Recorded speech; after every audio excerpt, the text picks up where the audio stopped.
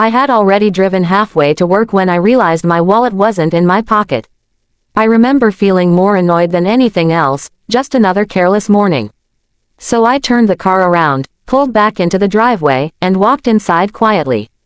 The house felt normal, safe, familiar, until I heard her voice. Soft, intimate, coming from our bedroom. "We'll increase the dose tonight," Emily whispered. I froze in the hallway. A man answered her. Calm, comfortable. "He hasn't noticed." Emily let out a quiet laugh, the same laugh she used when she curled up against me on cold nights. "No," she said gently. "Ryan trusts me." My name sounded wrong in her mouth. Disposable. I didn't move. I didn't breathe. The hallway suddenly felt like thin ice beneath my feet. "Soon," she continued softly, "everything will be ours. Ours. Not mine. Not his. Ours." Years of marriage collapsed into that single word. I stepped backward, silently, and left the house without letting them hear me exist. Outside, I sat in my car and stared at my hands. They weren't shaking. That scared me more than anything. Then my phone buzzed. "Emily. Hey babe heart, did you make it to work safe?" I stared at the message and realized my wife had just lied to me while standing 10 feet away. I didn't confront her, not because I was afraid, because I needed her to feel safe. People make mistakes when they feel safe. I waited exactly 12 minutes, then walked back inside. This time, I let the front door close normally. My keys hit the bowl on the console table with their usual metallic clink.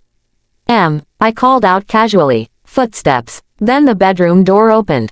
She stepped into the hallway, adjusting her hair, her face already wearing the version of herself she wanted me to see, warm, familiar, loyal. "Hey," she smiled. "You forgot something." Her eyes flicked to my hands. "Checking, measuring, my wallet," I said, lifting it slightly. She laughed softly. "You'd forget your own head if I didn't remind you." She stepped closer and kissed my cheek. Her lips were warm, practiced, perfect. "I thought you had Pilates," I said. "It ended early," she replied smoothly. No hesitation, not even half a second. She walked past me into the kitchen, completely at ease. Too at ease. She pulled 2 mugs from the cabinet, her movements calm, routine. Then she asked, without looking at me, "How are you feeling today?" Not, "How was your drive?" Not, "Why did you come back?"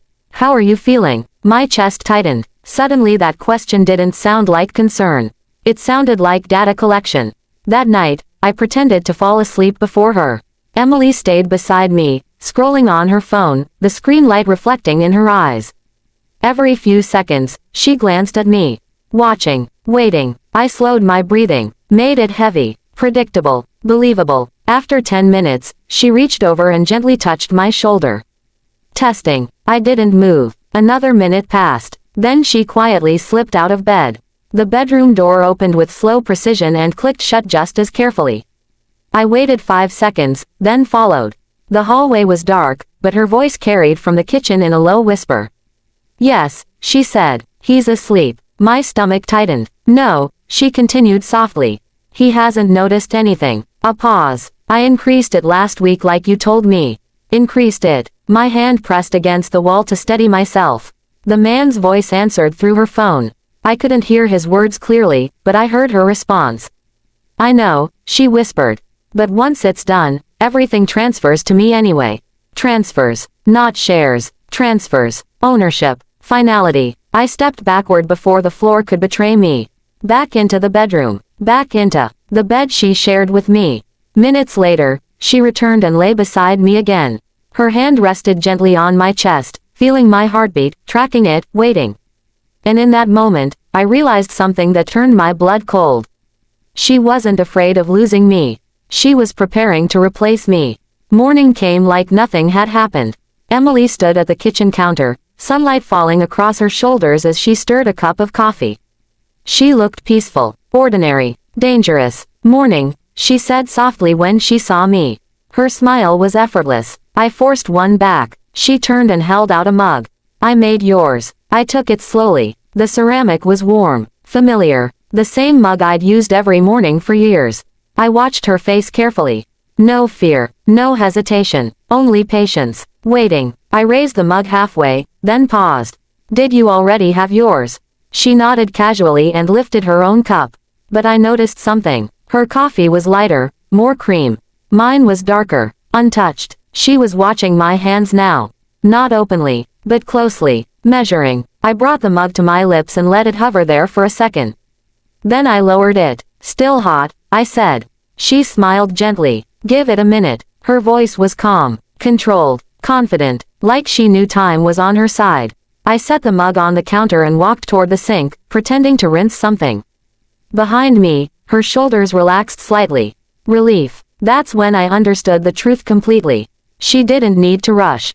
Because in her mind, I was already dying on schedule. After that, I stopped drinking anything she gave me. Not abruptly, that would have raised suspicion. Carefully, strategically, I'd bring the mug to my lips, tilt it slightly, let her see the motion. Then I'd leave it behind when she wasn't looking. Pour it down the sink. Into the soil of the plant on the back porch. Anywhere but inside me. Emily never questioned it. She didn't think she needed to. 3 days later, I went to a private clinic across town during lunch. Paid cash. No insurance trail. No explanations. The nurse drew my blood and asked routine questions. I gave routine answers. 2 hours later, she returned with a paper in her hand, and a different expression on her face. Mr. Calloway, she said carefully, are you prescribed any sedatives? No. She hesitated, then showed me the results. Elevated benzodiazepine levels. Consistent exposure. Repeated dosing. The words blurred after that. Not suspicion. Not theory. Proof. I walked back to my car and sat there, staring at the steering wheel. My phone buzzed. Emily, did you drink your coffee this morning? Heart. Not how's your day. Not I love you. Just that. I stared at the message for a long time. She wasn't worried about me. She was monitoring her progress. And for the first time since I met her, I realized she believed she was winning. I hired a lawyer that same day. Not just any lawyer, someone Emily trusted. Nathan Pierce had been our attorney for years. He handled our home purchase, our wills, our joint accounts. He'd even sat across from us at dinner once, laughing at Emily's jokes. He never expected to hear what I told him. She's been drugging me, I said, placing the toxicology report in front of him. He didn't interrupt. He didn't react immediately. He read every line first, then looked up. Do not confront her, he said calmly. Not yet. That word mattered. Yet. He explained everything carefully. Evidence, documentation, timeline, protection. If I confronted her now, she'd deny everything. If I waited, she'd expose herself. That night, I came home and played my role perfectly.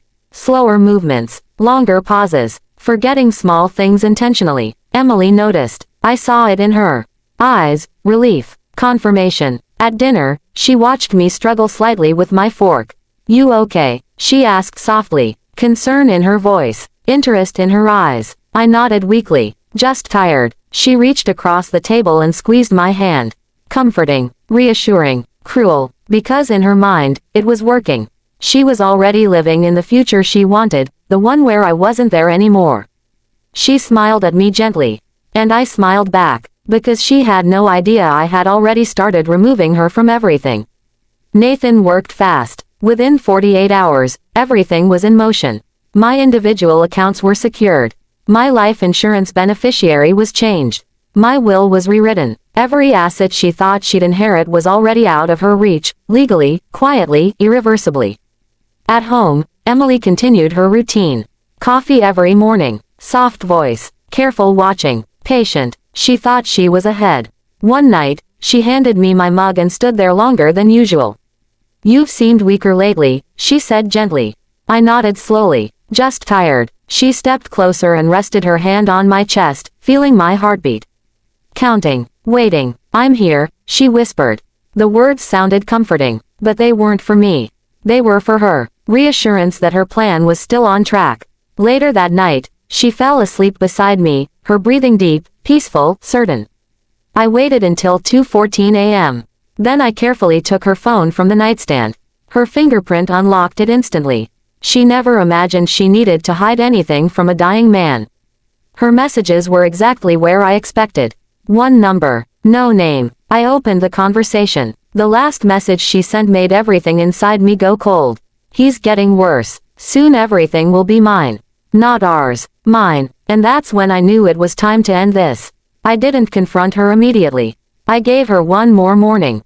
Emily stood in the kitchen, humming softly, sunlight warming her face as she stirred my coffee. She looked peaceful, certain, like the ending had already been written. She turned and handed me the mug. "Here," she said gently.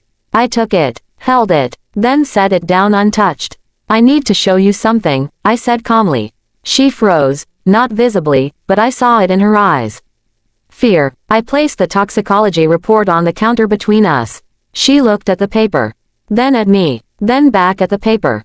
Her lips parted slightly. No words came out. "I know," I said quietly. The room went silent. Her entire body changed. Not panic. Not yet. Calculation. Searching for a way out.